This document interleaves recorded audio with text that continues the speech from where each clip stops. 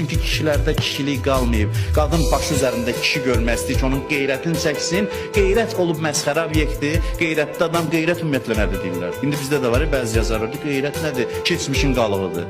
İnsan da azadlı yaşayır, kimlə istəyir, münasibət qurur falan. Gərək kişinin qeyrəti olsun. Qeyrət mövzusu da çox önəmlidir. Ailədə kişinin xanıma sahib çıxmasının bir əlaməti də budur ki, kişidə qeyrət olsun. Uşaq görsün ki, ata deyir, ana ki, sən falan yerə getmə, icazə vermirəm. Əslində qadının da bundan xoşu gəlir. Qadınların da bundan xoşu gəlir ki, qeyrət kişinin qadına sahib olması bir cüzə mənada mal kimi, əşya kimi yox, mənəvi baxımdan rəhbərliyinin əlamətidir. Düzdür, bəziləri ifrata gedir bu məsələdə.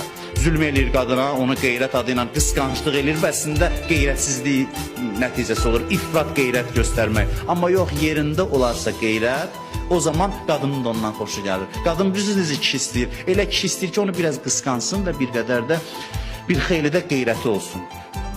Avropaya, Rusiyaya gedir bəzi kişilər, orada deyir, qadınlar girənlər ki, bizim kişilərdə bu xüsusiyyət itib, bizim sizə hörmətimiz ona görə çoxdur ki, siz qısqanırsınız, sizin yanınızda yol gedəndə hiss edir ki, kişinin yanında yol gedir.